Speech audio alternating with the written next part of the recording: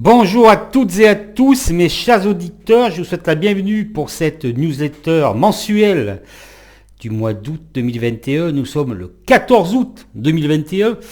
Bien évidemment, je vous souhaite de bonnes vacances, si toutefois vous êtes en vacances, et profitez bien de vos congés. Donc moi j'ai pris les vacances en juin, j'en ai pris récemment, et j'en prends un petit peu le mois prochain, parce qu'il va falloir en profiter. Bien, alors, au programme de cette newsletter, donc toujours bien sûr cette bulle boursière interminable, cette montée interminable des indices, et dans cette newsletter, je vais vous prouver qu'en fait, je le répète encore une fois, c'est du grand n'importe quoi ce qui se passe. Voilà, je vais vous le prouver, que les indices ne devraient pas être à ce niveau, excusez-moi. Voilà, c'est évident. Et d'ailleurs, je ne suis pas le seul à le dire. Voilà, je ne suis pas le seul à le dire. Et des grands noms de la finance, je vous le dirai, alertent sérieusement maintenant sur le niveau des valorisations des actifs. Mais je vous dirai pourquoi, pour quelles raisons les marchés montent tous les jours. Il y a une raison très spécifique. Et bien sûr, j'appuierai tout cela avec une petite analyse du CAC 40. Je vous en avais déjà parlé, je vous avais dit quelque chose sur le CAC 40. Regardez mes précédentes newsletters, les 2 ou 3 dernières. Voilà. Vous pouvez regarder bien sûr l'ensemble de mes newsletters. La playlist est accessible et gratuite sur ma chaîne YouTube. Ce qui permettra de vous former au moins psychologiquement sur les marchés financiers. Après, ce qui est important, quand vous êtes trader à plein temps, voilà, moi c'est ce que je fais, je suis trader à plein temps, il y a quelque chose de très important, c'est-à-dire que, en plus de comprendre le marché, comment fonctionne le marché, que fait le marché, pourquoi il fait ça, parce qu'il faut être dans le bain, hein. Si vous voulez faire des gains, il faut comprendre ce qui se passe. Il y a une chose également qui est très importante, c'est vous allez avoir une idée personnelle, de dire oui ben voilà, moi je vois le marché comme ça, il va faire ci, il va faire ça, mais il faut prendre en compte que cela ne sera peut-être pas ce qui va se passer. Il ne faudra pas bien sûr insister dans votre théorie si le marché fait l'inverse de ce que vous avez prévu. Voilà, ça c'est très important, c'est capital. Alors, on se retrouve tous les mois, on se retrouvera le mois prochain, on se retrouvera au mois de décembre, quand je donnerai mes perspectives de 2022, voilà. Et puis bon, ce que je veux vous dire, c'est que les vendeurs de crack, ceux qui vous vendent le crack tous les ans, vont vous revendre le crack, parce que soi-disant, ça devait être le grand crack en 2021. Et là, on commence à vous le dire, et on vous le redira, ça va être le grand crack en 2022, et moi, je n'en suis pas certain. Hein. Je vais y venir un peu plus tard dans cette newsletter. Parce que moi, ce que je vous dis depuis un moment, voilà, moi, il n'y a pas de langue de bois, je dis les choses telles qu'elles sont, directes, voilà. Ce que je vous dis depuis un moment, c'est que ce n'est pas normal, mais que ça peut continuer à monter. Je vous le dis depuis un moment. Regardez mes newsletters, ça fait des mois et des mois, très longtemps que je dis ça. D'accord ? Voilà. Et effectivement, cette correction que tout le monde attend, ne vient pas. Ce qui est très étrange, puisque le mois de juin et le mois d'août sont les mois baissiers, hein, les mois vendeurs. Mais là non. Pour l'instant, si le mois d'août se terminait lundi, on serait à 7 mois d'affilée de gains sur le CAC. Mais voilà, oui, cette correction qui va arriver, elle va arriver cette correction. Mais moi je ne vous vends pas le crack, je vous dis que non, je vous dis que oui, de correction, mais là pour plusieurs raisons, et je vais encore les développer, surtout pour ceux qui voient cette vidéo pour la première fois. Eh bien, une correction oui, mais ça peut continuer largement à monter.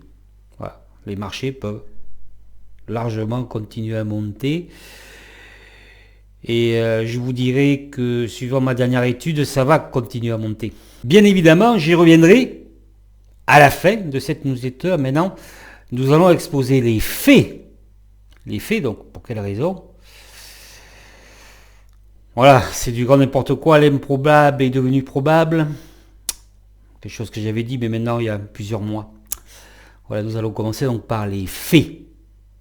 L'improbabilité, le grand n'importe quoi, de l'envolée journalière. Les records sont de plus en plus importants tous les jours. Voilà, et bientôt le CAC va dépasser son record de 2000. Et pour quelle raison? Justement, cela ne devrait pas être le cas, mais c'est le cas. Voilà. Permettez-moi, avant de vous apporter la preuve que les marchés ne devraient pas être à ce niveau, mais le marché a toujours raison, mais c'est pour vous expliquer, vous démontrer la preuve, et pour quelle raison justement ils sont à ce niveau. Permettez-moi de vous présenter ce qu'a dit récemment Jérémy Grantham. Est-ce que vous connaissez Jérémy Grantham? Parce qu'il faut savoir que de grands noms de la finance, des gens qui ont prouvé, qui ont gagné, qui ont vraiment prouvé, c'est pas certaines personnes qui vous promettent le crack tous les ans, qui n'ont jamais rien fait, jamais rien gagné. Eux, ce sont des figures légendaires de la finance, comme Ray Dalio, Carson Block, qui ont alerté récemment du grand n'importe quoi des marchés actuellement. Et donc Jérémy Grantham, qui est un investisseur légendaire, c'est ce qu'on dit, investisseur légendaire, qui a prévu la crise japonaise en 1989, la bulle des subprimes et bien sûr le crack technologique qui dit que voilà, c'est une bulle boursière, nous assistons actuellement à une bulle boursière bien pire qu'en 2000, et que même les actions les moins chères sont beaucoup plus chères qu'en 2000. Alors il dit qu'en fait c'est très facile de voir en fait une bulle, de le remarquer, effectivement, c'est vrai. C'était facile quand vous connaissez un peu le marché. Bien sûr, si vous arrivez sur le marché, vous écoutez les journaux. Et il dit en gros que, par contre, c'est très délicat de savoir quand est-ce que ça va exploser. Voilà, ça je suis d'accord avec lui. Et lui, il dit en fait, cela peut durer jusqu'à l'automne. Hein. Voilà, c'est la plus forte probabilité, c'est que ça dure jusqu'à l'automne et qu'après nous aurions le crack. Donc bulle boursière et un crack à venir. Pour donc Jérémy Grantham qui avertit après Ray Dalio, après Carson Block, donc de ce marché extrêmement dangereux et surévalué. Alors ce qui pourrait faire craquer le marché, le début du crack, ce serait soit l'inflation, soit le virus, soit quelque chose d'inattendu. Voilà, ça c'est aussi, je dirais, fort probable, puisque, ça j'en reparlerai après sur l'analyse, moi le crack que je vois c'est un crack à la 2000 ou à la 2008, c'est-à-dire un crack rampant. Un crack rampant, voilà, qui dure de nombreux mois et vraisemblablement plus d'une année. Mais bon, je ne voudrais pas trop avancer, mais j'ai vu quelque chose graphiquement qui me dit qu'en 2022, cela n'aura pas lieu. Mais comme je dis, c'est difficile de prévoir à plus de 6 mois. Mais bon, moi je vois une grosse correction. Une grosse correction, effectivement. Qui pourrait être là sur le niveau actuel d'environ 20%. Mais je ne vois pas pour l'instant de crack rampant. Mais effectivement, si cette grosse correction se produit et qu'on perd 20%, comme je le dis, il faudra voir après la reprise. Et c'est sur la reprise, on verra, c'est là qu'on pourra dire. Là, on ne peut pas dire qu'il va y avoir un crack rampant, voilà, on ne sait pas. Et là, bon, ça je le garde pour le graphique, voilà. Voilà, donc c'est très important. Mais ce que vous devez aussi vous dire, c'est que Ray Dalio, Carson Block, Jérémy Grantham, des grands noms de la finance sont alertés sur le niveau très élevé des marchés, que c'est du grand n'importe quoi. Mais ce qui est surprenant, c'est pourquoi ils le disent. Vous voyez ce que je veux dire? Parce que moi, franchement, je serais à la place de Jérémy Grantham, mais je ne le dirais pas. Voilà. Je le dirais bien sûr à mes abonnés, des gens ou des investisseurs qui me confient leur argent. Voilà. Je ne le dirai pas à la presse. Ce que je veux dire par là, c'est que voilà, c'est peut-être pas pour tout de suite. Hein, comme je vais vous le montrer tout à l'heure. Puisqu'il le dit maintenant. Ça veut dire que voilà, il le dit maintenant, ah, c'est surprenant. Il ne le garde pas pour lui, en gros. Je veux bien croire qu'il soit un peu humaniste, mais c'est quand même étrange. C'est ça que je voulais vous dire. Pourquoi il le dit maintenant? Donc sous-entendu, c'est pas terminé. Bien. Alors, après cette petite intermède, c'était important pour moi de vous annoncer cela. Les preuves que le marché ne devrait surtout pas être à ce niveau-là. Voilà, c'est parti. Alors, je précise que je reprends cette newsletter suite à celle que j'ai réalisée en juillet. Donc, certaines informations que je vous transmets datent de juillet. Alors, les preuves. Bah oui, c'est pas difficile à trouver. Il y a quelque chose d'essentiel que l'on vous dit souvent, ou voilà, que vous n'allez pas tarder à découvrir si vous êtes débutant. On vous dit que la bourse, c'est quoi? C'est la macroéconomie, en gros. Est-ce que ça se passe bien? S'il y a une crise économique, est-ce que effectivement ça va se redresser?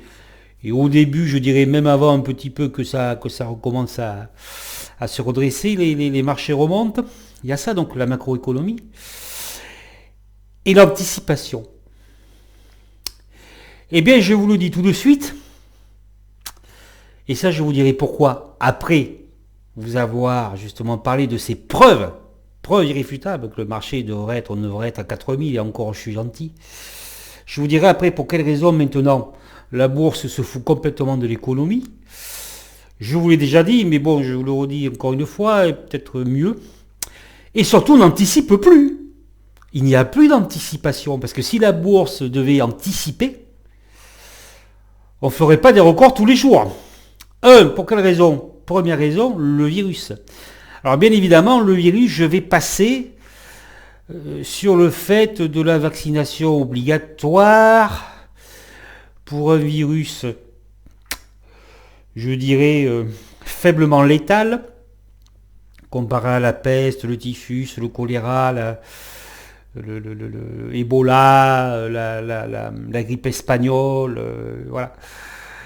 Donc là, je passerai là-dessus parce que je ne veux pas faire de politique, voilà. Et bien sûr, les vaccins qui ne fonctionnent pas. Bon, ça, c'est pas difficile à s'en rendre compte. Et que même vacciné, on vous oblige à mettre le masque. Donc le côté très très douteux de toute cette vaccination obligatoire pour une chose qui n'est pas si grave que ça. Voilà. Qui fait des morts, certes, et c'est très grave. C'est triste. Voilà, il y a des gens qui ont perdu des êtres chers. Mais voilà, il faut se rendre compte de tout ça. Alors je ne vais pas m'étendre là-dessus parce que vous pouvez trouver facilement sur le net des choses.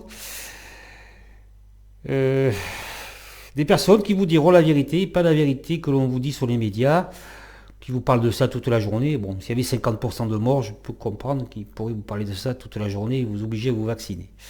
Voilà, je voulais juste dire, le côté pas clair de ce virus, ça je ne vais pas m'étendre, ce n'est pas difficile de s'en rendre compte. Après, bien sûr, chacun fait ce qu'il veut, de faire vacciner ou pas se faire vacciner. Mais bon, le virus, il y a une incertitude énorme quant à ce virus, puisque ça reflambe. En Grande-Bretagne, les cas au plus haut depuis janvier, alors qu'ils ont massivement vacciné. Voilà.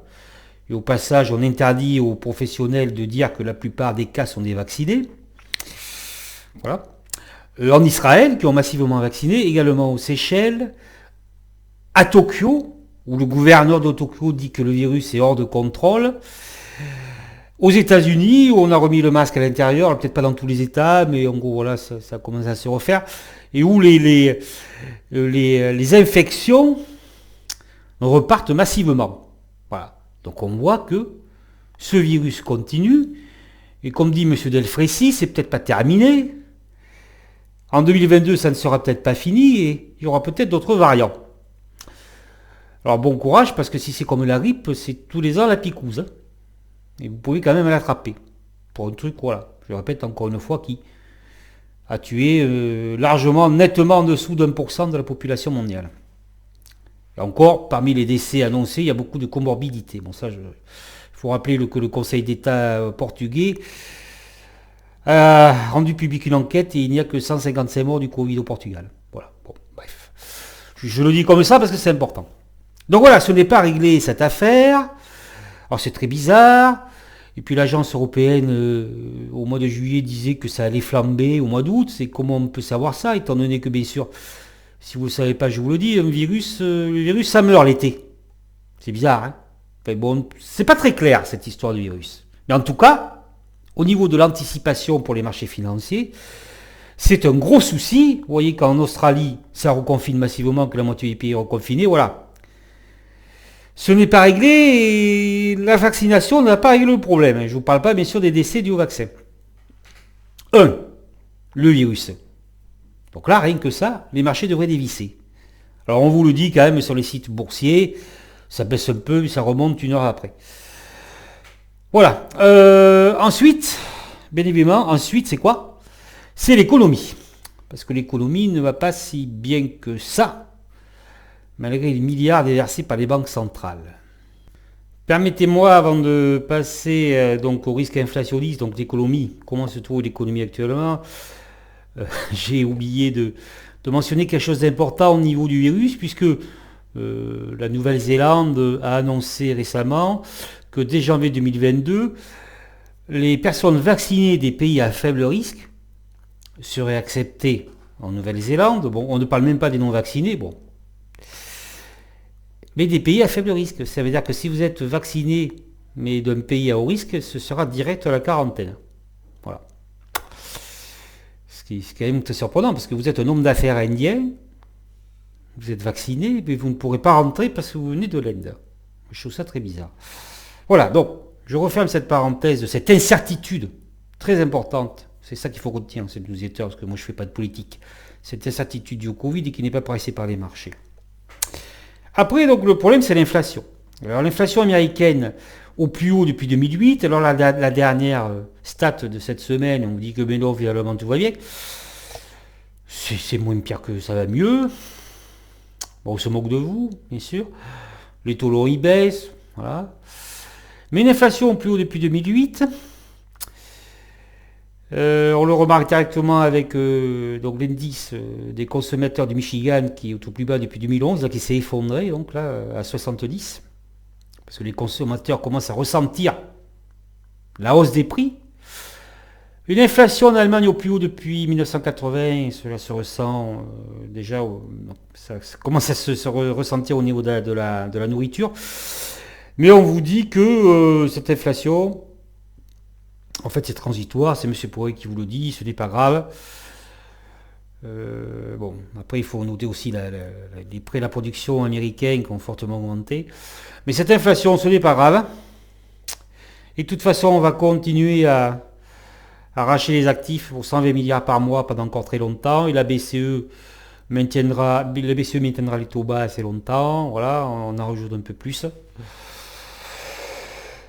Il commence à parler de tapering, la Fed commence à parler de tapering en septembre-octobre, mais bon, voilà. Donc il continue, alors que, bon, effectivement, cette masse importante sur les marchés a permis une reprise de l'économie, donc ça, je le dis, c'est une énorme erreur, il faudrait remonter les taux, mais bon, messieurs, ils ne peuvent pas à cause de la dette, etc. Ça, j'en ai déjà parlé. Mais en gros, ce n'est pas grave. Les marchés, donc on parle de l'inflation, mais les marchés continuent à monter.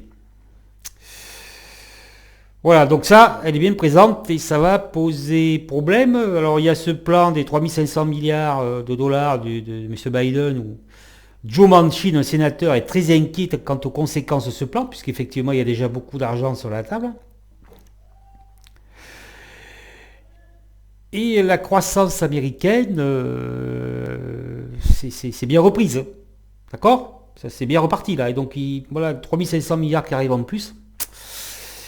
Et James Bullard, un membre de la Fed, effectivement, est inquiet quant aux politiques accommodantes, notamment de la Réserve fédérale, mais aussi de toutes les banques centrales, parce qu'effectivement, l'inflation est déjà là, la reprise est déjà assez importante, on le voit au niveau des résultats, mais ça je vais en parler après. Et également, M. Bullard parle d'un début de bulle immobilière.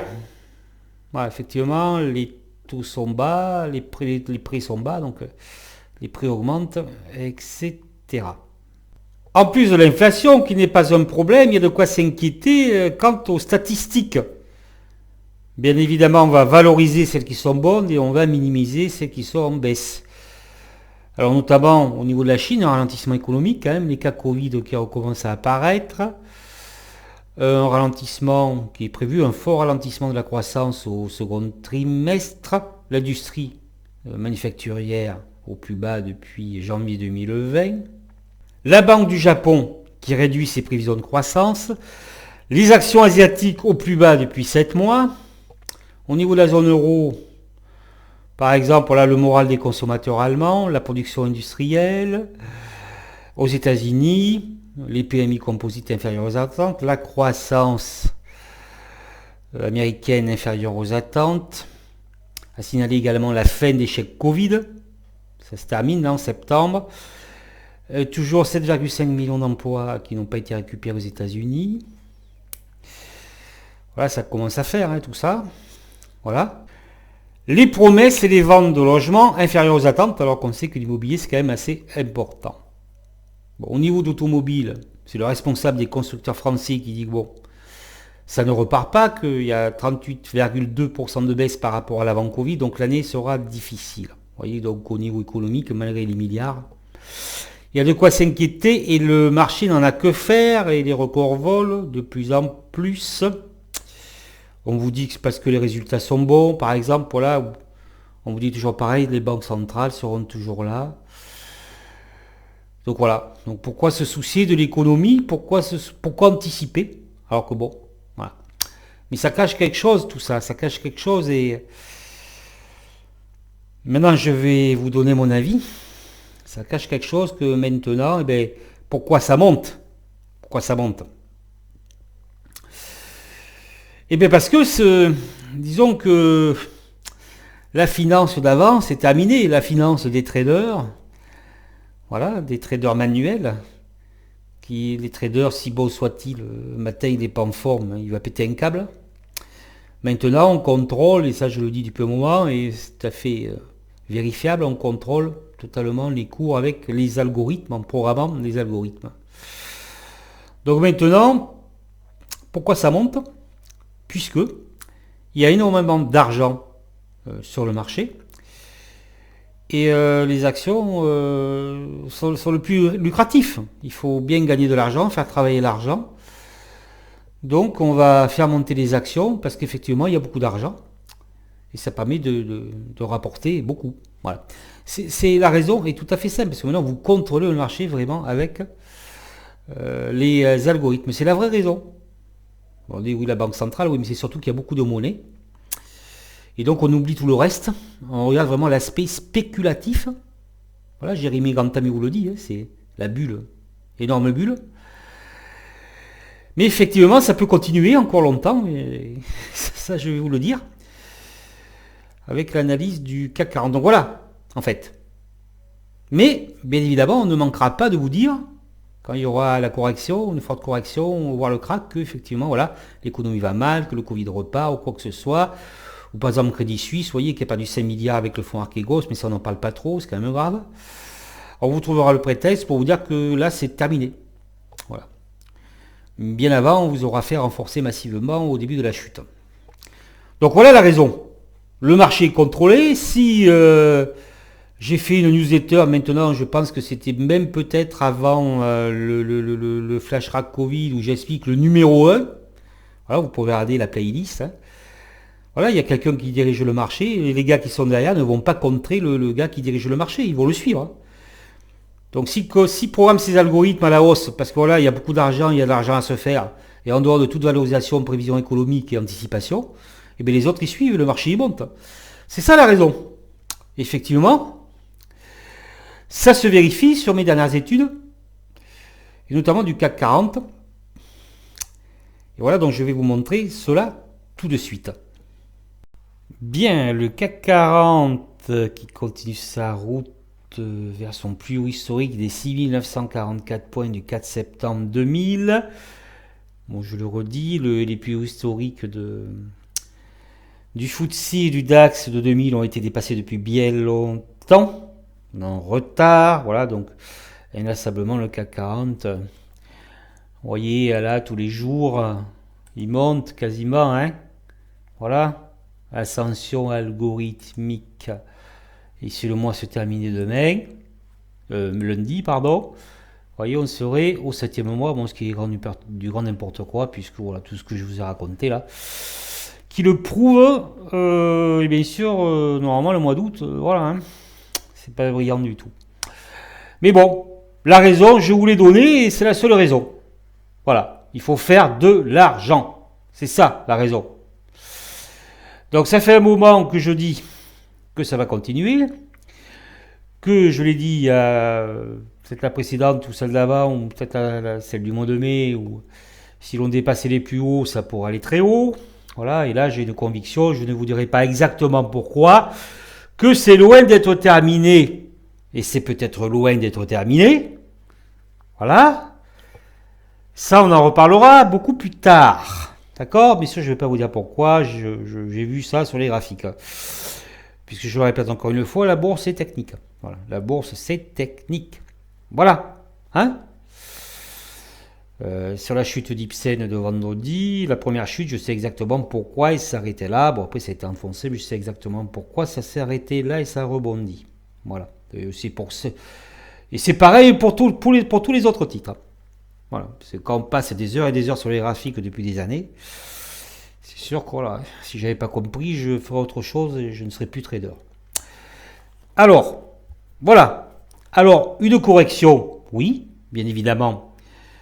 J'ai du mal à croire qu'on termine l'année sans correction. Je maintiens toujours, je relève un petit peu une correction jusqu'à 6000 points. Extension, parce qu'avec l'algo, s'ils sont un peu énervés, on peut perdre 200 points de plus. Donc on pourrait aller jusqu'au 5008, je vois mal descendre en dessous, mais bon, vous savez, il faut se méfier. Rappelez-vous ce qui s'est passé en 2018 sur le dernier trimestre, ça peut aller vite. Hein. Vous avez vu ce qu'ils ont fait en 2020, je le redis encore une fois, en 3 semaines. Donc a priori, une correction jusqu'à 6000, extension 5800. Oui, probabilité très forte, comme dit M. Grantham, hein, à l'automne, mais voilà. Mais elle arrivera, cette correction. C'est certain quand vous voyez ça, là, la bulle. Là.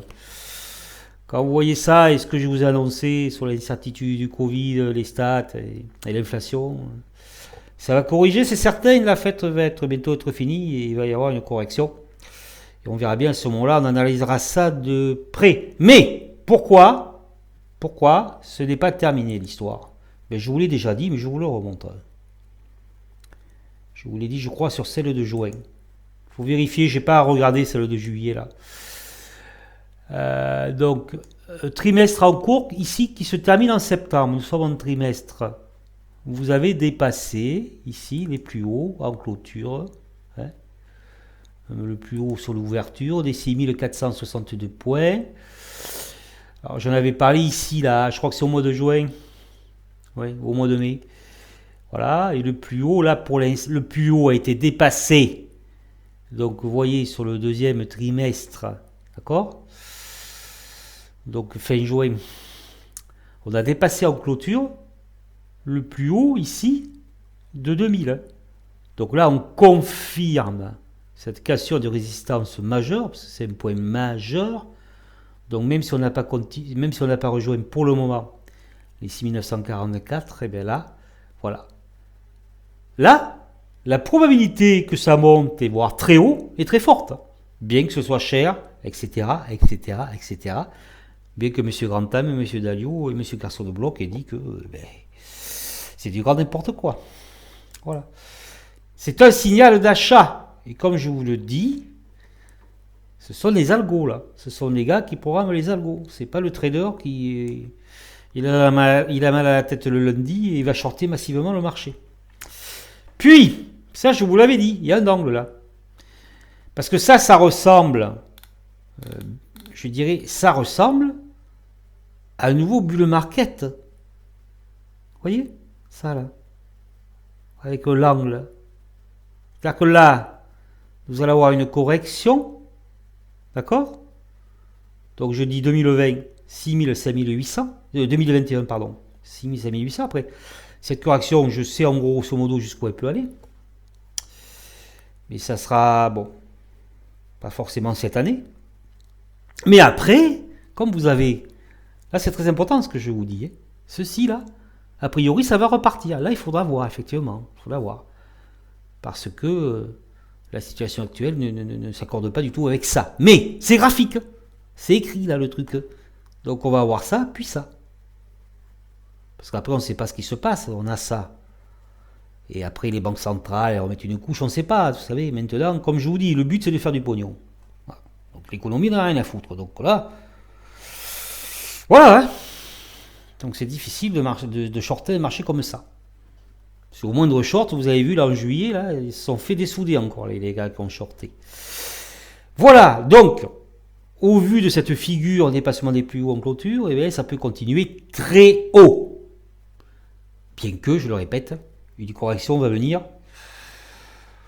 à mon avis, bientôt. Enfin, je dirais, ça m'étonnerait que d'ici un an, on n'ait pas eu de correction. Voilà, maintenant, je vais conclure cette newsletter. Voilà, il est temps de conclure. Vous avez tout. Si vous avez aimé cette newsletter, partagez mon travail, commentez mon travail, je réponds à vos questions, à toutes vos interrogations.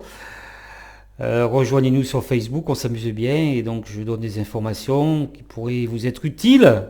Voilà, nous sommes un petit groupe, tout le monde n'est pas accepté, bien sûr, on ne tombe pas comme ça. Hein. Voilà, il y a un questionnaire, il faut répondre au questionnaire. Donc commentez, partagez.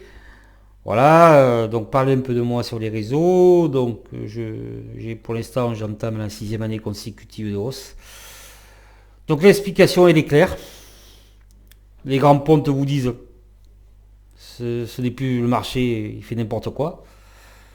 Et moi je vous dis, ben oui, c'est normal parce que maintenant ce sont les forces algorithmiques qui dominent le marché. Donc voilà, l'argent, il y a de l'argent, donc il faut faire travailler l'argent. Voilà, c'est tout simple. Et donc, point de vue de cette hypothèse, effectivement, ça peut aller très haut. Après, il faut raison garder. Évidemment, la correction est inévitable. Et vous verrez, ça arrivera. Elle fera des dégâts puisque tous les jours ça monte, donc on oublie que ça peut baisser. Bien évidemment, comme je l'indique dans le titre de cette newsletter, la correction déguisée, tout le monde n'est pas à la fête. Ce n'est pas comme l'abus technologique, on pouvait acheter n'importe quoi à n'importe quel prix. Là, il y a beaucoup d'actions qui baissent, comme Aquel, voilà, par exemple Forestia, pour citer l'automobile. Regardez bien la cote et vous verrez que de belles valeurs sont très loin de leur plus haut du mois de mai notamment. Voilà, donc le stock picking, ça je l'ai expliqué dans une newsletter, où effectivement c'est la bulle, le marché, les indices sont hauts, mais les indices ne sont pas représentatifs et certaines belles actions sont loin de leur plus haut et donc il y a des gens qui perdent sur le marché. Voilà. Donc, les forces algorithmiques, maintenant, la finance robotisée, ne permet pas à tout le monde de gagner, même sur la plus grande bulle de tous les temps. Voilà, eh bien, j'espère que ça vous a plu et je vous dis à bientôt.